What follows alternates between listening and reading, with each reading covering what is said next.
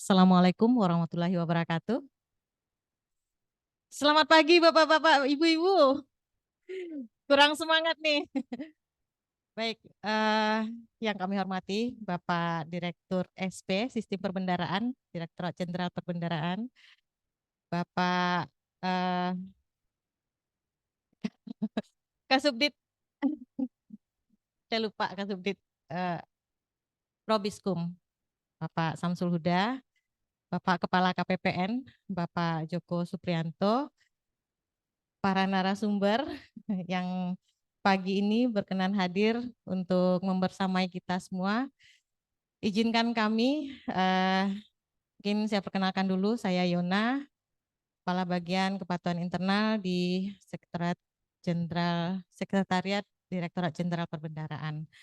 Nah, mungkin Bapak Ibu sudah tidak sabar lagi untuk berkenalan dengan para narasumber. Eh, saya perkenalkan narasumber kita pagi ini. Eh, yang pertama adalah Bapak Dr. Andes Siswo Sujanto. Beliau merupakan Ketua Tim Kerja Komite Penyempurnaan Manajemen Keuangan dan anggota tim penyusun paket Undang-Undang Keuangan Negara, lalu anggota tim pemerintah dalam pembahasan paket Undang-Undang Bidang Keuangan Negara di Pansus Panja DPR RI. Beliau lahir di Kediri 16 Mei tahun 1949 dan merupakan ini pangkat golongan Bapak level TMT ya Pak ya. Pensiun.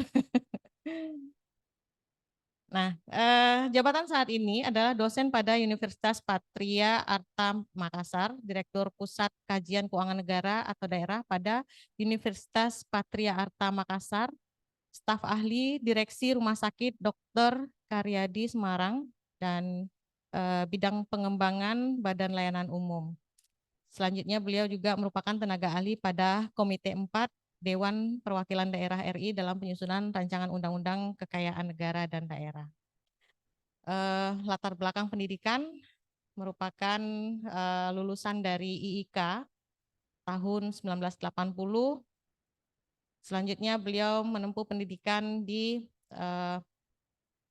International Administration Public Section Gestion Budgetary at Resonance Financial. Wah, ini bahasa Prancis ya Pak ya. Atau manajemen anggaran negara di Paris. Lalu selanjutnya di Paris juga di Hukum Keuangan Negara dan Perpajakannya Paris. Soalnya saya kalau baca ini DEA ini D Finance Public at Peace Facilitated gitu. Harus kursus bahasa Prancis dulu saya ini Pak.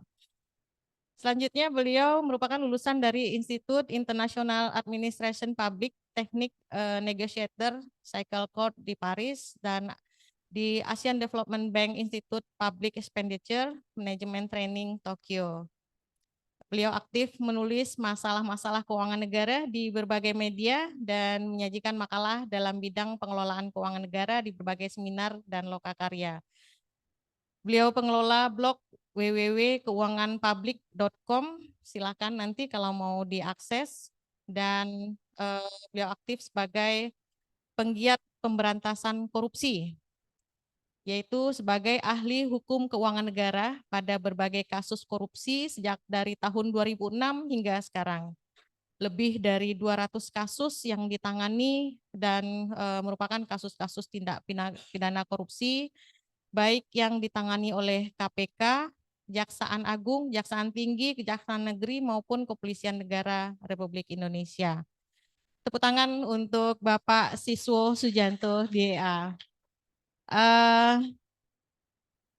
Mungkin saya perkenalkan Pak Siswo, silakan untuk memaparkan 30 menit. Nanti saya perkenalkan Bapak Yohanes dan Pak Krisnandi. Silakan Bapak.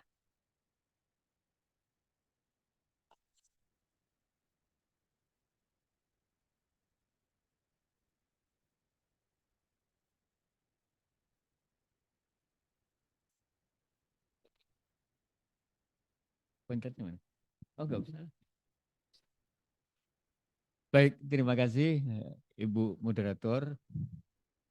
Yang saya hormati Bapak Ludiro, Direktur SP. Terima kasih. Direktur SP, Direktur Jenderal Perbendaharaan, Kepala Kanwil yang atau yang mewakili, kemudian Kepala KPN, rekan-rekan saya semua, kemudian para pejabat administratif atau administrator di seluruh jajaran wilayah Sumatera Barat mungkin ya atau sekitarnya. Saya ucapkan Assalamualaikum warahmatullahi wabarakatuh. Selamat pagi. Jadi kalau tadi kita dengar apa pepatah-pepatah yang luar biasa itu ternyata yang ngucapin orang Padang. Dan ketika disebutkan nama saya Siswo lahir di Kediri, pasti orang tidak ngira kalau saya orang sini. Jadi tahun 78 itu saya udah berdiri di kantor ini. Jadi lamun tidak pulang jadi taraga. Saya ke sini pulang kampung. Terima kasih Pak Dir, saya diberi kesempatan. Jadi sudah 45 tahun yang lalu saya berada di sini dan memang rumah saya pun ada di ujung sana. Jadi dekat-dekat sini. Terima kasih Bapak narasumber yang saya hormatin. Jadi ada dari kepolisian. Jadi beliau itu rekan saya. Jadi udah lama kita bersahabat ceritanya. Jadi dari tahun 2006 tadi disampaikan saya mendampingi beliau sampai hari ini. Jadi mungkin bukan 200, 400 lebih kasus yang saya tangani. Yang terakhir yang agak spektakuler itu kasus BTS. Nah, jadi BTS yang Pak Menterinya itu. Jadi kalau dibuka di YouTube bisa kedengaran atau ada nama saya di sana. Baik, sekarang kita akan melihat apa sih sebenarnya pemikirannya ketika muncul judul ini. Jadi tadi Pak Direktur tadi menyampaikan kita bukan harus takut, tapi kita harus waspada. Ketika beliau berbicara kayak gitu, saya ingat ada seorang teman saya tiba-tiba datang di Semarang pagi-pagi. Terus kemudian tanyain, loh kok datangnya pagi? Iya tadi malam kita kemalaman, terus kemudian minggir tidur. Ibu bapak tahu nggak bahwa di tempat yang beliau tidur malam itu siang aja orang tidak berani istirahat di daerah situ. Karena daerah itu hutan lebat yang terkenal sekali. Namanya hutan itu apa itu Pak di dekatnya Semarang itu? Alas Roban. Jadi karena orang tidak tahu, maka dia nggak takut. Enak aja dia tidur di situ malam-malam. Satu keluarga pakai mobil, terus paginya dia ke Semarang. Yang ingin saya sampaikan kepada ibu bapak apa? Ternyata kalau orang tidak tahu itu tidak takut. Tidak takut. Oleh karena itu tadi kalau Pak Direktur mengatakan kita harus tahu bukan untuk takut, tetapi agar kita waspada. Jadi di situ ada cerita tentang potensi dan risiko hukum. Itu memang sesuatu yang menakutkan. Karena berapa banyak kasus yang saya tangani tentang desa ataupun dana-dana transfer yang lainnya. Artinya kalau saya nangani itu saya diajak beliau itu. Jadi saya membackup beliau. Ya, membackup beliau. Dari sisi hukum keuangan negara. Sekarang kita lihat apa sih yang dimasukkan dengan dana transfer itu. Mas, ayo Mas, silakan Mas. Mulai Mas kita. Nah, di situ saya ingin meng-quote ya, ada kata-kata bijak. Kenapa sih kita berbicara tentang tadi Pak Ludiro, tadi Pak Direktur, ada kewenangan-kewenangan dalam tata kelola keuangan itu kayak apa sih? Karena ternyata begini, di dalam tata kelola keuangan itu terpusatnya kekuasaan dalam satu tangan itu tidak boleh. Tidak boleh. Karena apa? Itu akan menyebabkan kesewenang-wenangan dari pejabat-pejabat pemegang kekuasaan itu. Nah, Padahal kalau ibu bapak perhatikan, ada cara yang sebenarnya di pusat yang secara konsep sudah benar dipisahkan, tapi implementasinya di daerah ternyata tidak terpisahkan. Nah, padahal kata kunci itu seharusnya menjadi pegangan. Ya. Kemudian yang berikutnya adalah, ya Mas, terus Mas, ya. Satu lagi itu, tidak adanya pihak lain, ya, tidak adanya pihak lain yang berwenang untuk melakukan pengujian akan mengakibatkan proses pengambilan keputusan cenderung didasarkan pada kepentingan pemegang kekuasaan. Jadi di sana diperlukan ada sebuah langkah, ya, di mana kekuasaan itu dibagi, kemudian ada sebuah langkah di mana ada terjamin mekanisme check and balance.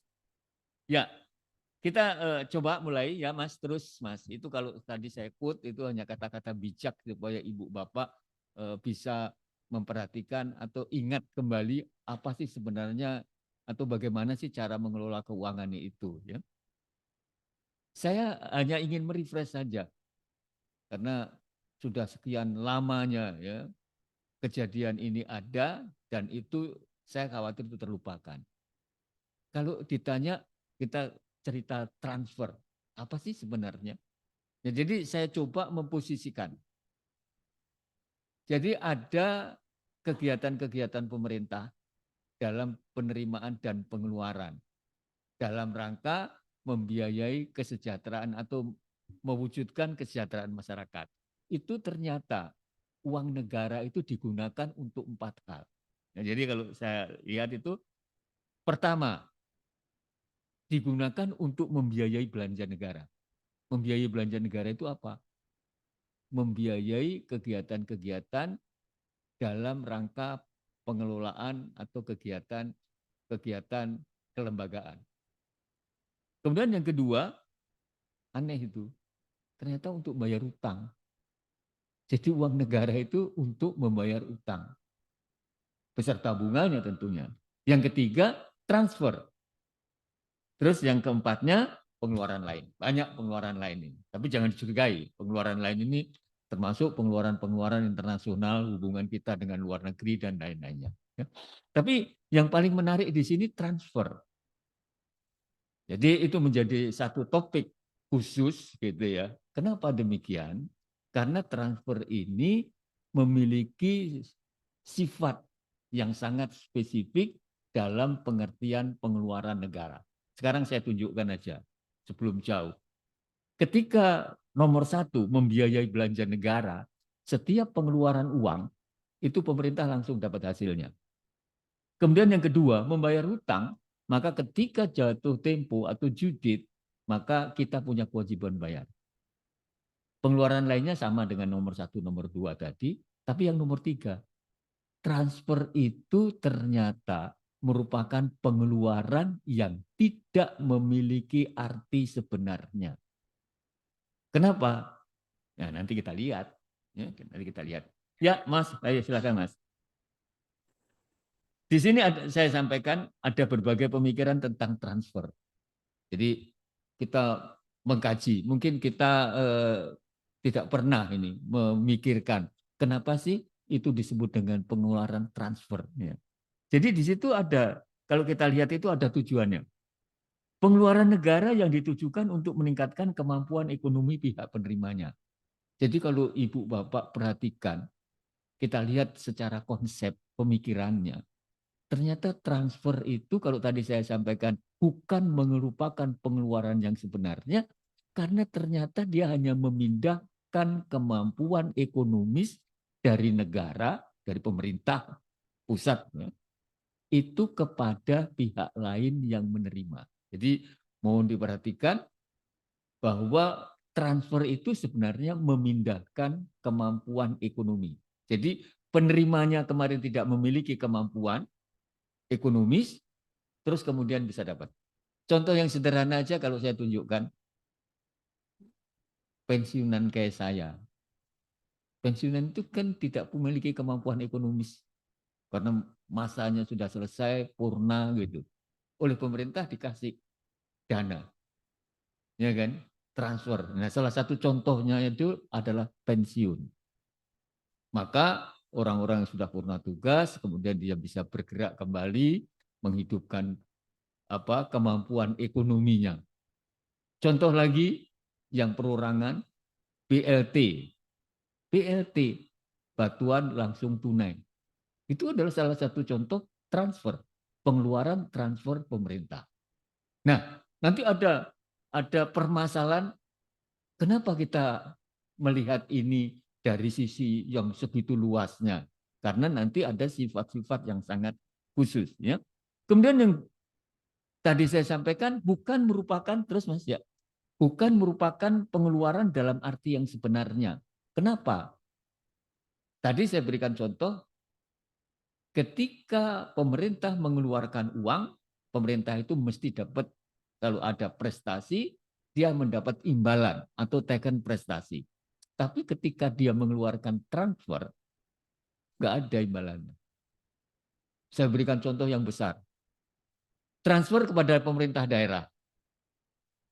Maka pengeluaran yang dilakukan oleh pemerintah pusat, itu buktinya, itu hanya bukti transfer. Yang diperoleh nggak ada. Seperti beli barang, nggak ada. Jadi misalnya sama, dana BOS diberikan kepada sekolah-sekolah. Pemerintah pusat mengeluarkan. Apa yang diperoleh pemerintah pusat sebagai imbalannya? Nggak ada. Nah, ini nanti akan menimbulkan sisi-sisi lain bagaimana cara mempertanggungjawabkan, siapa yang harus mempertanggungjawabkan. Kemudian berikutnya adalah bagaimana cara menyalurkannya. Nah, ini menimbulkan sebuah pertanyaan yang harus kita jawab. Maka nanti beliau-beliau ini akan menjawab, ya kan? Akan menjelaskan kayak apa sih tekniknya. Tadi saya hanya menyampaikan pemikiran-pemikirannya.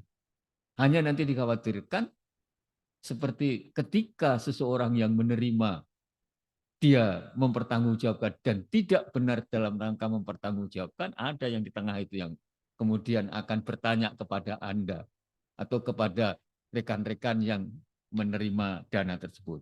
Dan itu ketika ditanya oleh beliau, semua orang udah pada ketakutan tuh. Ya kan gitu ya Pak Yu. Kemudian berikutnya adalah penerima. Silakan Mas ya. Siap terus Mas, terus ya. Nah, siapa sih yang menerima? Tadi saya sampaikan salah satu contoh penerima pensiun, penerima BLT. Oke, itu kan salah satu contoh. Jadi sebenarnya transfer itu diberikan kepada 4 jenis atau 4 kelompok. Yang pertama adalah pemerintah dengan level yang lebih rendah. Transfer. Ibu Bapak kalau lihat di dalam Undang-Undang Keuangan Negara itu ada yang kita tidak visioner. Jadi ketika itu kita menganggap yang kaya itu orang tua. Yang kaya itu pemerintah pusat. Maka dana transfer itu hanya boleh dari pemerintah pusat kepada pemerintah daerah. Ternyata di dalam perkembangan anak-anak hari ini jauh lebih kaya dari orang tuanya, suka ngasih uang, ngasih dana. Nah, pemerintah daerah juga begitu. Nah, padahal tata kelolanya itu menurut Undang-Undang Keuangan masih tetap yang sama, yang lama. Ya kan? Yaitu bahwa yang disebutkan dana transfer itu adalah transfer kepada pemerintah pusat kepada pemerintah daerah. Kita tidak mengenal pemerintah daerah transfer kepada pemerintah pusat. Padahal di dalam kenyataannya sering kali terjadi. Contoh misalnya peran keamanan dan ketertiban itu suka ditanyakan siapa yang membiayai ketika di suatu daerah membutuhkan perannya tentara dan perannya polisi. Ya kan siapa yang biayai? Katanya pemerintah pusat dong. Itu rutinnya. Ketika ada pengeluaran khusus untuk kegiatan-kegiatan tertentu, yang biayai siapa? Ternyata yang biayai pemerintah daerah. Kemudian kebingungan bagaimana cara membukukan dana transfer dari pemerintah daerah kepada pemerintah pusat, karena ketika itu undang-undang keuangan tidak mencatat atau mengatur masalah-masalah tersebut. Ya, jadi hari ini sering sekali menjadi temuan dan seringkali itu dipermasalahkan. Kemudian berikutnya transfer atau hibah kepada negara lain. Ibu Bapak, transfer, kata transfer sebenarnya adalah terjemahan. Ya, harusnya dari sudut hukum keuangan negara disebutnya adalah grant in aid di dalam sistem anggaran. Sehingga di dalam tata cara pengelolaan keuangan negara di Indonesia kemudian sering dikenal dengan kata hibah. Jadi kalau ibu bapak dengar kata hibah, itulah transfer. Kemudian orang tanya, emang kepada pemerintah daerah dihibahkan? Oh iyalah, itu hibah. Ya, bentuknya adalah hibah. Ya. Kemudian yang ketiga adalah kepada organisasi atau kelompok masyarakat. Nah, ini yang sering bermasalah. Kenapa?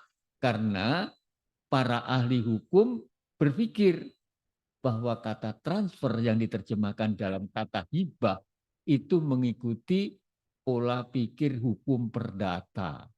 Jadi kalau sudah dihibahkan, pemberi hibah itu tidak lagi berhak untuk melihat, untuk menanyakan, untuk apa, dan bagaimana itu dipertanggungjawabkan. Enggak lagi. Nah, hal-hal yang demikian ini yang kemudian sering menimbulkan sebuah permasalahan di dalam pelaksanaan pengelolaan keuangan negara. Kemudian yang keempat, seperti yang tadi saya sampaikan, itu kepada perorangan. Nah sekarang tata kelolanya kayak apa sih? Ya. Jadi bagaimana sih terjadinya atau pemicunya? Ya silakan Mas. Bagaimana sih pemicunya? Terus Mas, terjadinya hibah, ya kan? Ternyata hibah itu sebenarnya nih kata kuncinya itu diberikan atas dasar permintaan atau didasarkan pada sebuah kebijakan pemerintah. Jadi mohon diperhatikan diminta yang pertama atau didasarkan pada sebuah kebijakan. Nanti Ibu Bapak bisa memperhatikan, bisa melihat contoh-contohnya mana sih kok dibilang hibah itu diminta atau transfer dana transfer itu diminta gitu. Ih, dana transfer itu diminta. Nanti beliau yang ahli tentang pendanaan transfer tadi akan menjelaskan, bisa menjelaskan kepada Ibu Bapak kayak apa cara mintanya. Kemudian berikutnya adalah bahwa ingat dasar tadi adalah permintaan. Jadi kunci pemberian transfer itu terletak pada analisis atau penilaian terhadap proposal. Jadi kalau begitu harus ada proposalnya. Harus ada permintaan. Nah, permintaan itu dianalisis oleh pihak-pihak yang memiliki kewenangan, kemudian atas dasar analisis itulah kemudian diputuskan untuk pemberian atau diberikan dana. Ibu Bapak, di dalam konsep pengelolaan keuangan negara, sikap itu atau proses itu disebut dengan proses pemberian otorisasi. Nah, di dalam hukum keuangan negara, otorisasi itu menjadi kata kunci. Bagaimana uang itu bisa dikeluarkan dari kas negara. Jadi kalau Ibu Bapak perhatikan tadi, kuncinya terletak pada analisis. Ya, jadi ada proposal, ada sebuah keinginan, kemudian proposal itu dianalisis, analisis itu dijadikan sebuah dasar atau pemicu pemberian dana. Ya, silakan Mas. Ya, terus ya, ya. Jadi kalau gitu, seperti yang tadi saya sampaikan, bahwa ternyata dokumen tadi, ya, jadi proposal transfer tadi itu disetarakan dengan dokumen yang dijadikan dasar pengambilan keputusan alokasi pengeluaran negara. Jadi ada prosesnya, jadi pengajuan, kemudian dianalisis, dari analisis diberikan alokasi, dan proses ini di dalam hukum keuangan negara adalah proses yang harus dilakukan, kemudian akan melahirkan sebuah otorisasi. Nah, di dalam keuangan negara otorisasi itu ada 3. Dimulai otorisasi parlemen. Oleh karena itu di dalam anggaran pendapatan dan belanja itu dibicarakan dengan parlemen, kemudian parlemen memberikan alokasi dana. Nah, pemberian alokasi dana itulah yang disebut dengan otorisasi parlemen. Di dalam pengertian transfer itu juga ada. Kalau dari APBN itu dibahas di DPR, kemudian kalau dari pemerintah daerah dibahas di DPRD. Nah, yang jadi masalah adalah ketika di daerah pembahasan itu lebih konkret, lebih langsung. Sehingga dengan demikian pembahasan yang dilakukan oleh para pejabat di pemerintahan daerah itu menjadi dasar dan itu akan menjadi patokan besaran alokasi dana yang diberikan tersebut. Jadi Ibu Bapak itu merupakan sebuah landasan utama di dalam pelaksanaan kegiatan transfer untuk di daerah. Kalau di pemerintah pusat jauh lebih terbuka, kenapa? Karena dia di sana luasan cakupannya lebih luas, yaitu bersifat nasional. Jadi kalau untuk pemerintah daerah itu akan lebih ringkas ya. Kemudian ketika proposal transfer tadi mendapat persetujuan tidak berwenang, proposal dimaksud kemudian berubah fungsi sebagai dokumen yang merupakan dasar pengeluaran. Jadi Ibu Bapak mohon diperhatikan bahwa ketika dokumen tadi mendapatkan persetujuan alokasi, maka dokumen itu merupakan sebuah dokumen yang dijadikan dasar pengeluaran negara. Itulah yang disebut dengan dokumen otorisasi. Nah, bagaimana cara itu bisa ditempuh dengan baik? Maka setiap pemberian itu mesti benar-benar rinci. Rinci siapa yang menerima, tujuannya untuk apa, besarannya berapa. Ibu Bapak, bahwa kata rinci tadi itu akan mengikat kegiatan tersebut di dalam pelaksanaan sampai pertanggungjawaban. Jadi kalau Ibu Bapak perhatikan dalam rangkaian pengelolaan keuangan negara kan dimulai dari perencanaan, penganggaran, pelaksanaan dan pertanggungjawaban. Ini urut nanti. Jadi yang diajukan dalam perencanaan kemudian diberikan penganggaran itu akan dijadikan patokan ketika pelaksanaan dan kemudian akan disusun pertanggungjawaban. Apa sih yang ingin saya sampaikan? Ibu Bapak ketika menerima dana transfer harus betul mengikuti sebuah proses tersebut dan memperhatikan rincian-rincian kegiatan yang ada terkait dengan peruntukannya. Karena pertanggungjawabannya tidak boleh menyimpang dari apa yang sudah direncanakan tersebut. Baik, terus bagaimana sih pertanggungjawabannya? Tadi sudah saya singgung, banyak pihak yang berpikir bahwa dana transfer tidak perlu dipertanggungjawabkan. Saya belum buka dana transfer itu kayak apa sih sebenarnya dalam prakteknya. Ya, karena orang menganggap bahwa yang disebut dengan transfer atau hibah itu didasarkan pada pemikiran yang ada di dalam undang-undang hukum perdata. Jadi kalau di dalam persidangan, ya kebetulan saya sering sidang, itu para ahli yang dibawa oleh TSK ataupun PH itu selalu membantah bahwa transfer itu harus dipertanggungjawabkan. Karena transfer diterjemahkan dengan hibah, mereka menggunakan narasi yang ada di dalam kitab Undang-Undang Hukum Perdata. Tapi bukan itu. Kenapa? Di dalam tata kelola keuangan negara, Ibu Bapak mesti ingat kata-kata bijak bahwa uang negara itu digunakan untuk kepentingan rakyat. Oleh karena itu, Di sana ada sebuah pemeu yang mengatakan 1 sen pun uang itu keluar harus dapat dipertanggungjawabkan. Oleh karena itu, di dalam undang-undang perbendaharaan sudah di sana dikatakan, karena ada satu kata kunci, ya, bahwa yang disebut dengan pertanggungjawaban adalah perwujudan dari sebuah rencana menjadi sebuah kenyataan. Oleh karena itu, Undang-Undang Perbendaharaan mengatakan bahwa pertanggungjawaban itu harus bersifat nyata. Maksudnya nyata gimana? Bahwa bukti-bukti itu harus sah dan benar yang dapat diperiksa atau diverifikasi oleh pihak-pihak yang berkompeten. Nah, kemudian berikutnya, dalam pengeluaran transfer tadi diperlukan adanya pertanggungjawaban dari pihak lain. Karena tadi saya sampaikan, kenapa sih dana transfer itu tidak dinyatakan sebagai pengeluaran dalam arti sebenarnya? Tadi sudah saya singgung bahwa ketika pemerintah mengeluarkan, pemerintah itu mestinya memperoleh sesuatu.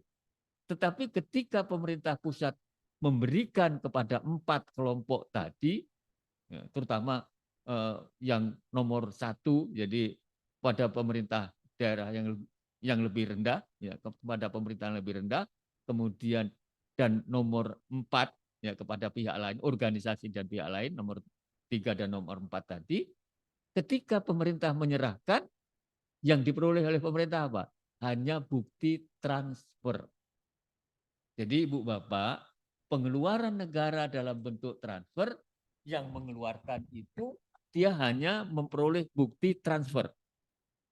Tidak ada yang lainnya. Nah, padahal di dalam tata kelola keuangan negara, bukti transfer tidak boleh dinyatakan sebagai bukti pengeluaran negara. Jadi kalau gitu, siapa dong yang harus bertanggung jawab?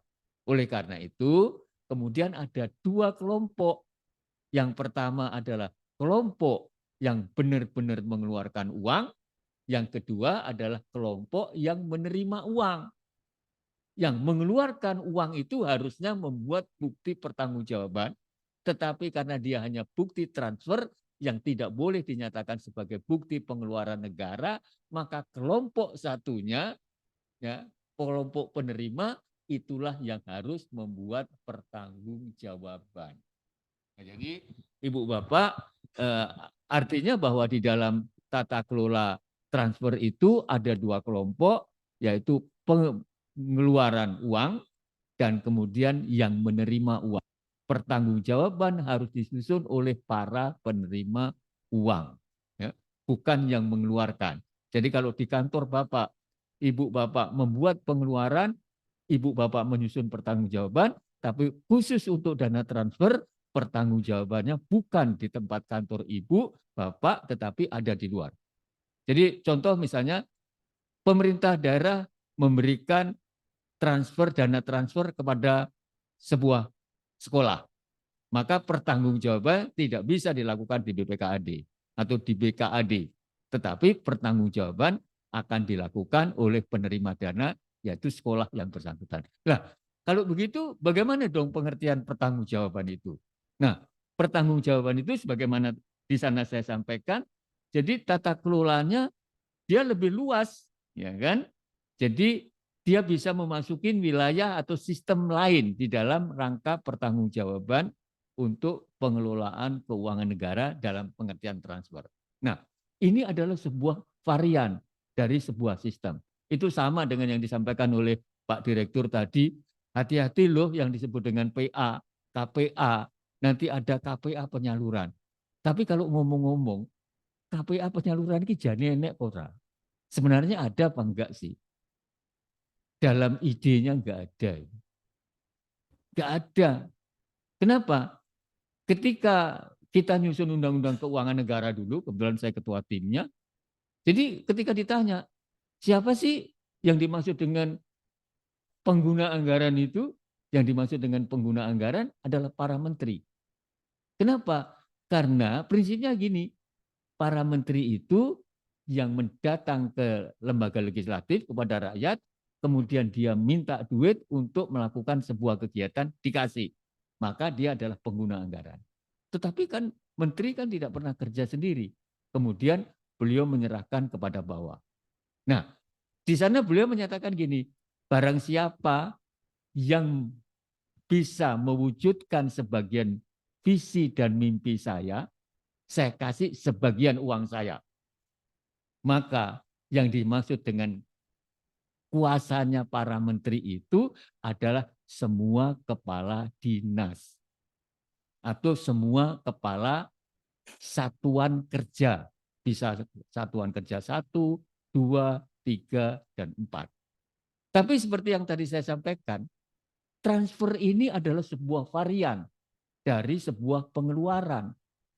Dan seperti yang tadi saya sampaikan, bahwa di dalam tata kelola keuangan negara itu diperlukan ada dua pihak, ya, supaya terjamin mekanisme saling uji, mekanisme check and balance, sehingga seseorang yang megang duit itu tidak semena-mena. Oleh karena itu kemudian Ibu Bapak diciptakan sebuah cara. Bagaimana caranya? Ada yang menguji. Maka diciptakanlah dua pejabat. Ya. Jadi nanti kita lihat ya, kayak apa sih. Terus Mas. Nah, kalau dari tadi terus saya ngomong tentang transfer itu prakteknya kayak apa sih? Ya, silakan. Jadi mungkin saudara baru kaget. Mungkin bisa dalam 10 menit ya Pak Ya, ya. baik. Itu yang kita kenal yang pertama namanya DAU. Dana alokasi umum. Itu sebenarnya transfer kepada pemerintah daerah sebagaimana disampaikan oleh Bapak Ludiro. Pemerintah pusat tidak membuat pertanggungjawaban, tapi yang membuat pertanggungjawaban adalah pemerintah daerah. Kemudian DAK juga diminta. Kemudian dana bagi hasil, dan yang terakhir saudara perhatikan adalah dana desa. Jadi dalam prakteknya transfer adalah itu. Ya, nanti ada kecilan-kecilannya. Nanti saudara bisa melihat dana desa terbagi menjadi apa, dana DAK terbagi menjadi apa. Tetapi secara prinsip yang disebut dengan transfer adalah itu. Ya. Kemudian bagaimana cara menyalurkan? Terus, ya. Nah, ini kalau kita lihat yang hari ini adalah flow-nya, alurnya. Ya. Di situ tergambar. Ya, di situ tergambar ada mekanisme check and balance. Kata mekanisme check and balance itu bisa ditandai. Ya. Ketika di situ ada kata verifikasi, maka di situ terjadi sebuah mekanisme check. Ya, mekanisme check. Terus, nah ini berikutnya. Nah, kenapa harus itu? Karena lihat, terus Mas, nah ini loh kata kuncinya. Ternyata Menteri Keuangan itu kuncinya adalah ini. Jadi Minister of Finance itu role-nya atau perannya adalah dia sebagai benteng terakhir bagi pengeluaran negara. Artinya apa? Semua bentuk pengeluaran negara itu mesti melewati kajian atau pemeriksaan dari Menteri Keuangan. Kalau di daerah nanti ada pemegang Menteri Keuangan yaitu BKAD. Ya. Jadi semua pengeluaran di sebuah negara kalau di Indonesia itu mesti melalui kajian dari Menteri Keuangan. Kalau di daerah melalui kajian dari BKAD. Baik, ini adalah satu kuncinya. Terus kemudian kerugian negara. Ketika terjadi kasus-kasus, jadi mohon diperhatikan karena banyak yang bingung dengan apa sih artinya kerugian negara, gitu kan? Ternyata kerugian negara itu adalah kekurangan aset negara yang disebabkan karena perbuatan melawan hukum para pejabat pengelolanya dan atau pihak-pihak lain. Tapi kemudian kita bisa ditambahkan di situ ada force majeure atau yang lainnya. Tapi sebenarnya kata kuncinya adalah ada dua, yaitu perbuatan melawan hukum, jadi nanti beliau akan menjelaskan itu, dan kedua adalah akibat dari perbuatan melawan hukum itu terjadi kekurangan aset. Nah itulah yang kemudian disebut dengan kerugian negara. Terus Mas, ya. Terus kalau gitu apa kita lihat ya? Jadi di sana dikatakan bahwa kekurangan aset itu apa? Ya, terjadi antara lain karena uang yang seharusnya di-store tidak di-store, atau uang yang seharusnya menjadi milik negara tidak menjadi milik negara. Ibu bapak sekalian, nanti ketika pengelolaan itu ada kejadian seperti ini, maka akan dipertanyakan, ya, kenapa itu terjadi. Nah, jawabannya itu nanti ada dua, bahwa kejadian ini bisa terjadi di dua ranah, yaitu pertama di ranah administratif dan yang kedua di ranah non administratif. Kalau kejadiannya di ranah administratif itu enggak terlalu bermasalah. Karena apa? Penyelesaian kerugian negara dilakukan secara administratif. Tetapi ketika kerugian negara berada di wilayah non administratif, itu adanya di wilayah perdata dan di wilayah pidana. Ya, mohon izin nanti ketika kasus itu terjadi di wilayah non administratif dan khususnya wilayah pidana, penyelesaiannya adalah di Majelis Hakim Tipikor. Nah, jadi ini yang harus diperhatikan dan harus berhati-hati. Jadi itu yang bisa saya sampaikan, ya kan. Kemudian kesimpulannya apa? Karena ini yang undang teman-teman Departemen Keuangan dan saya khawatir bahwa beliau-beliau itu merasa ketakutan dan bertanya, benar enggak kami itu punya risiko ketika kami menyalurkan? Ibu bapak, sebenarnya risikonya itu ada di dua belah pihak. Pertama adalah risiko yang menyalurkan dan kedua adalah risiko bagi yang menggunakan. Nah, di Departemen Keuangan khususnya di perbendaharaan, risikonya apa sih? Loh, itu tadi yang saya sampaikan bahwa sesuai dengan peran Menteri Keuangan, teman-teman di KPPN itu harusnya melakukan check and balance. Tapi kemudian hari ini kan cuma bilangnya gini, Pak, kami kan nggak melihat di lapangan. Oh iya benar, dari dulu Menteri Keuangan itu bersama stafnya tidak pernah melakukan pengecekan fisik.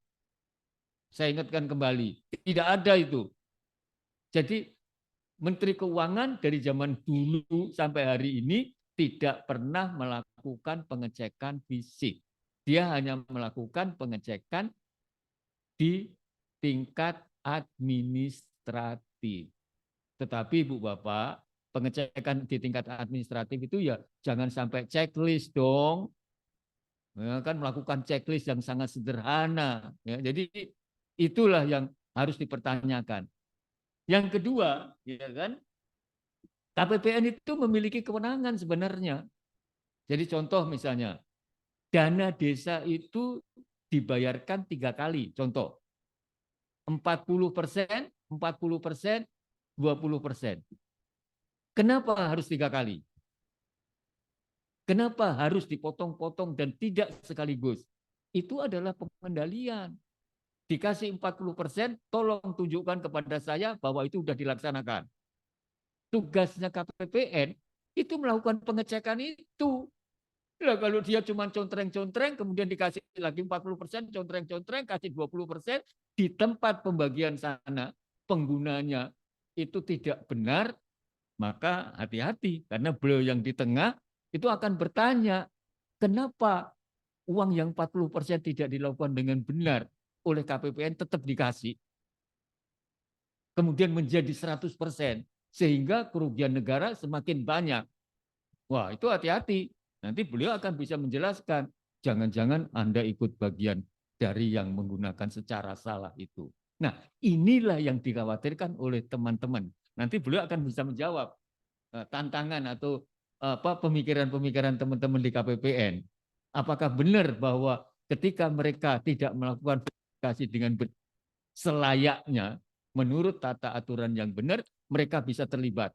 Nah, ini nanti beliau yang akan jawab.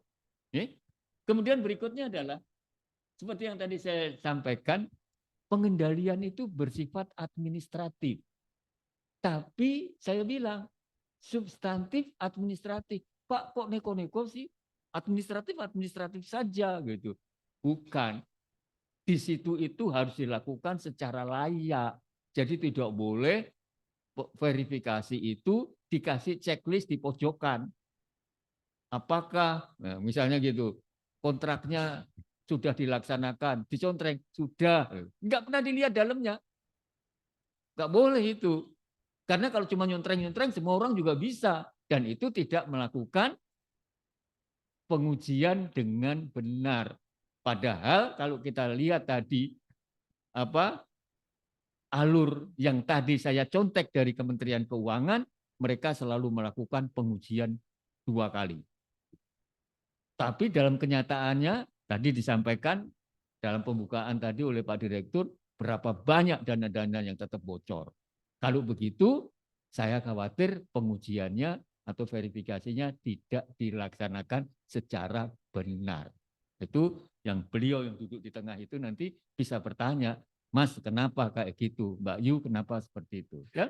Kemudian berikutnya adalah tidak dilaksanakan, ini yang terakhirnya, tidak dilaksanakan pengendalian selayaknya oleh KPPN yang mengakibatkan terjadinya perbuatan melawan hukum para pejabat pengelola dan pihak lain sehingga menimbulkan kerugian negara. Jadi saya sampaikan tadi, kalau verifikasinya tidak dilakukan selayaknya dan kemudian bisa menyebabkan terjadinya kebocoran dana yang digunakan secara tidak layak, ya kan? Nah itu nanti saya serahkan pada beliau, saya nggak berani itu mengatakan berikutnya gitu. Tapi situ sudah terlanjur saya tulis sih bahwa akan atau dapat menimbulkan risiko bagi KPPN sebagai pihak yang turut serta menimbulkan kerugian negara. Mohon izin Pak Yu, Pak Adrian, apa betul itu? Nanti mohon dijawab karena itu ditunggu oleh kawan-kawan di seluruh Indonesia tadi. Kalau Pak Direktur tadi mengatakan ini ada yang daring, ada yang luring gitu kan, itu mesti ditungguin Bapak. Apakah benar kawan-kawan di KPPN yang tidak melakukan verifikasi selayaknya dan kemudian menimbulkan sebuah kerugian negara di tempat yang penerimanya itu, teman-teman KPPN bisa terlibat. Monggo nanti Bapak jelaskan. Karena itu menjadi sesuatu yang ditulis di sini, potensi dan risiko hukum. Ya. Jadi kalau yang penerimanya potensi dan risiko hukumnya, ya kalau mereka tidak mengikuti aturan dengan benar, ya pasti. Tapi yang dipertanyakan adalah apakah mediator yang dalam hal ini sebagai penyalur yang tadi dikatakan KPA, tanda kutip jadi-jadian, itu memiliki risiko seperti itu. Ya? Jadi ini pertanyaan yang harus dijawab dalam FGD ini karena itu karena masih merupakan misteri. Baik Ibu Bapak, itu yang bisa saya sampaikan. Mohon izin kalau waktunya agak sedikit lebih. Nah, Ibu Bapak kalau punya waktu dan pengen berhubungan dengan saya ada 4 ya, Mas. Ada 4 sarana. Jadi yang pertama Ibu Bapak bisa masuk ke blog saya. Nah, jadi bisa baca di blog banyak tentang masalah keuangan negara. Kemudian kalau ada sesuatu yang sangat pribadi, bisa ditulis email ke saya. Ya, nanti saya jawab. Yang ketiga, bisa berhubungan langsung dengan HP. HP saya 24 jam ini. Ya, 24 jam terbuka. Terakhir ada YouTube. Ngetren juga ya. Jadi ada channel saya, di situ bisa dilihat kayak apa sih masalah-masalah keuangan negara. Baik Ibu Moderator, waktu saya kembalikan, mohon izin waktunya agak sedikit lebih. Terima kasih. Wassalamualaikum warahmatullahi wabarakatuh. Terima kasih atas perhatiannya. Waalaikumsalam warahmatullahi wabarakatuh.